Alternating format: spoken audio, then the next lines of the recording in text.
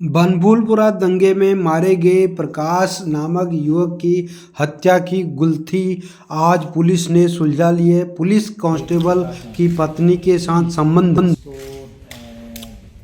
अगले दिन हॉस्पिटल से पोस्टमार्टम के बाद में और बाकी चीज़ें प्राप्त होने के बाद में पता लगा कि उसकी गोली मारकर हत्या की गई है। इस मामले में हमारे द्वारा जब युवक की शिनाख्त होगी और शिनाख्त होने के बाद में जब उसका एनालिसिस किया गया तो पता लगा कि ये युवक जो है ये बिहार का रहने वाला है और ये हल्द्वानी में उस दिन किसी से मिलने आया था। बाकी ज़्यादा सर्विलांस करने पर ये पता लगा कि ये सितारगंज में किसी व्यक्ति के संपर्क में था और उस व्यक्ति ने इसको हल्द्वानी बुलाया। हल्द्वानी बुलाने के बाद में वहाँ पर इसके साथ में 2 व्यक्ति और थे और इन लोगों के बीच में किसी चीज़ को लेके झगड़ा हुआ और झगड़ा होने के बाद में ये जो व्यक्ति है इसकी गोलापार में ले जाकर हत्या कर दी गई। इस सारे घटनाक्रम में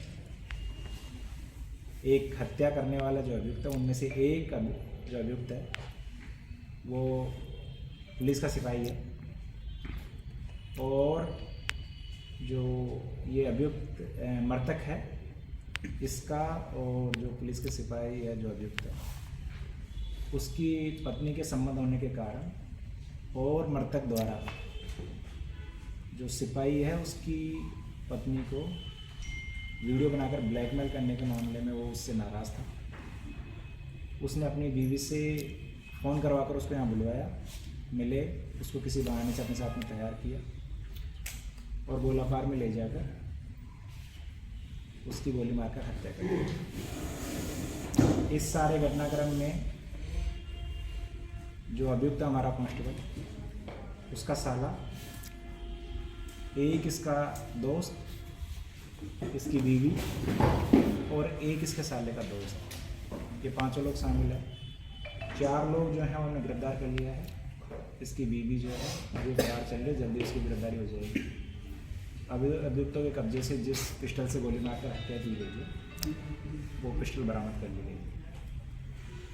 तो इसमें मैं बताना चाहता हूँ कि बनभूलपुरा उपद्रव में हुई जो मृत्यु है उसमें से कुछ मृत्यु शायद पुलिस फायरिंग और किसी और के द्वारा किए गए हत्या का परिणाम नहीं है। ये पर्सनल एनिमिटी का मामला है। मैंने पहले भी ये चीज़ बताई थी प्रेस में। जी सर।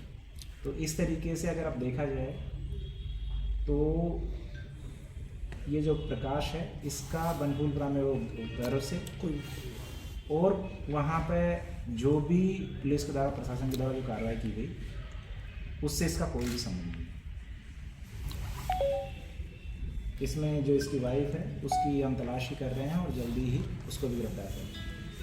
सर उसके अलावा जो और को क्या गिरफ्तारी कितनी हो चुकी है अभी तक? कितने परसों के अलावा जो टोटल जो बनभूलपुरा वाले मामले में जो 3 FIR हुई है उनमें से 2 FIR में एक FIR जिसमें हमारी सरकारी गाड़ी जलाई गई थी और दूसरी FIR जिसमें नगर निगम के द्वारा दी गई थी जिसमें उनकी कर्मचारियों का हमला हुआ और उनकी कुछ सरकारी संपत्ति जलाई गई थी।